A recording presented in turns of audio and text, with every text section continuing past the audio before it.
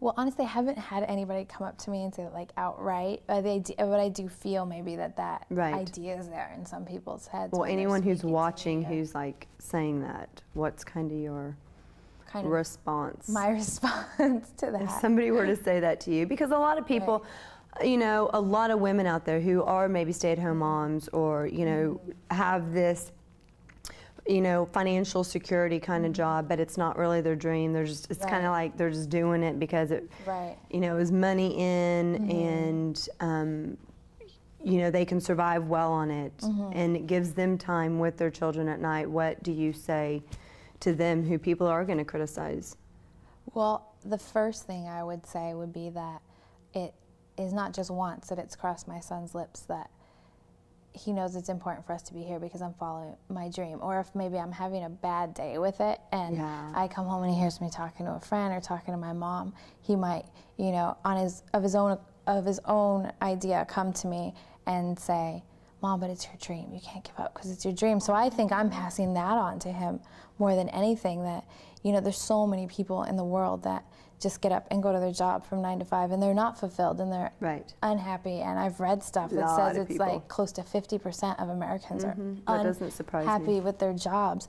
And I think it doesn't have to be that way. You should be able to wake up in the morning and get paid for what you naturally have as a talent or a skill and what you enjoy doing. And there's jobs enough in the world where everyone's going to fit into that. And there are some people who, in some way, they're just more naturally at ease with working to live, and it doesn't bother them that 40 hours a week is spent at something that's not, you know, they're, you know, not something that, you know, they're super excited about, but they don't dislike it either because they see it as a means to an end, and it's so that they can have their family life at the end of the day, or their whatever it is they're into at the end of the day or at the end of the week. But a lot of people who don't like it. Right, there are a lot of people who feel more like me, and you can't help that you're made that way. You can't help that you're built that way. And even if I had had my son when I was 30, maybe I would have been farther along in my career, but I never would have been someone who was okay to work to live.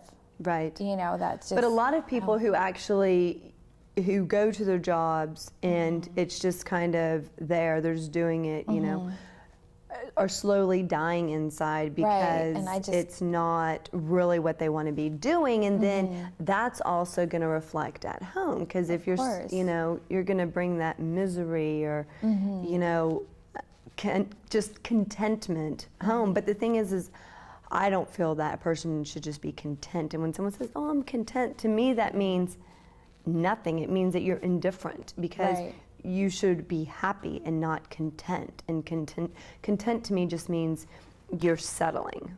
Right, and that's how, I mean, that's honestly how I feel. And I feel like it would eat away at me if I chose some other path. Like, I don't even feel like it's a choice, honestly. Like, I'm following what I feel to be true for myself.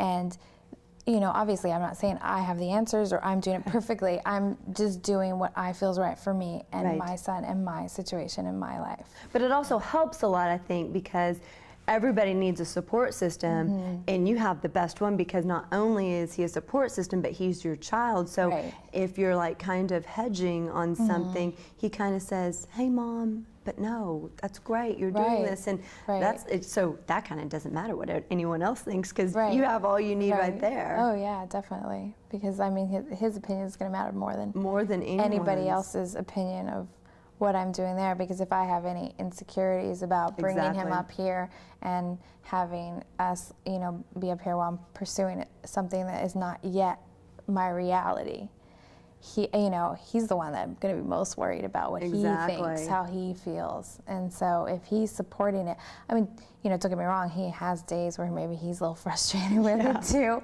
or he's not being 100% like thrilled about it. But in the end, I just really think that, I just think it's important for me to try to give him what he needs, but not to completely exchange myself in the deal. And I feel like I have, for anyone who might think that, you know, because there is a perception of following, you know, an actor's life as oh my gosh, you're always broke and you're always Right. this, and you're always that. But it's not like that for me. Like, I do what I can in the time that I have, and I think I'm actually, because of my son, more focused than a lot of actor friends I have, and I do more. I'm less about sitting around thinking about it, and it makes me more about, well, what can I do towards it? What can I do towards it always? Because I only have a limited amount of time. So your son motivates you even more to get what needs to be done. Oh yeah, because I could easily, you know, take a more laid back approach to it if he wasn't, and there's a lot of people, especially in LA, who say they're here to pursue a career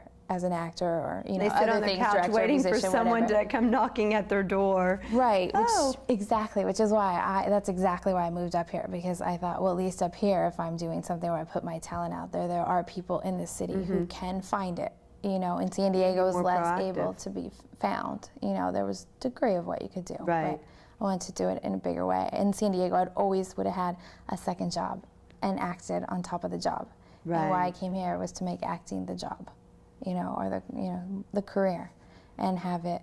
You know, at the same time though, I've made sure that we live in a nice. You know, I do work at a restaurant while I'm pursuing it, but I've made sure it's a restaurant where the income's steady, and I do, you know, pay higher rent to live in a nice area so that my son has a good school district, and, you know, made sure things like that are always met. You know, my bills are always met. It's never a question of that. You know, I just don't work so I can sit around daydream about acting kind of thing.